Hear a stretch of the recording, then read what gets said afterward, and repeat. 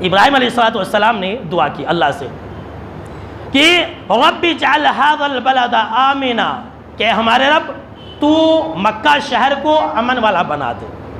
ابراہیم علیہ السلام نے دعا کی، تو یہاں پر ایک پیغام، ایک سبق یہ بھی ہے کہ ہم اپنے ملک کے لیے دعا کریں، اپنے ملک کے امن کے لیے دعا کریں، صرف اپنے لیے مت مانگیے اے اللہ مجھے مال دے، مجھے اولاد دے، مجھے مالدار بنا دے، مجھے کروڑ پتی بنا دے، مجھے بیپار کے اندر نقصان ہونے سے بچا، صرف یہی مت مانگو۔ ابراہیم علیہ السلام کی زندگی کے اندر یہ پیغام ہے، یہ سبق ہے کہ اپنے ملک کے امن کے لیے دعا کرو۔ کہ ابراہیم علیہ السلام دعائیں کرتے کہ رب اجعل ھذا البلد آمنا، کہ اے ہمارا رب تو ہمارے ملک کو، تو مکہ شہر کو امن والا بنا دے۔ اور آج جو یہ دور چل رہا ہے، ہم کو اور آپ کو اس دعا کی بہت ضرورت ہے۔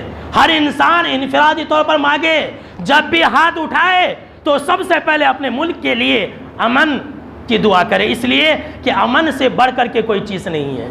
اگر آپ اپنے ملک کے اندر امن سے، تو اس سے بڑی کوئی دولت نہیں، کوئی دولت نہیں ہے میرے دوستو۔ آپ ان سے پوچھئے جو خوف اور دہشت کے ساتھ زندگی گزارتے ہیں۔ آگے جو بات ہے وہ اصل بات ہے۔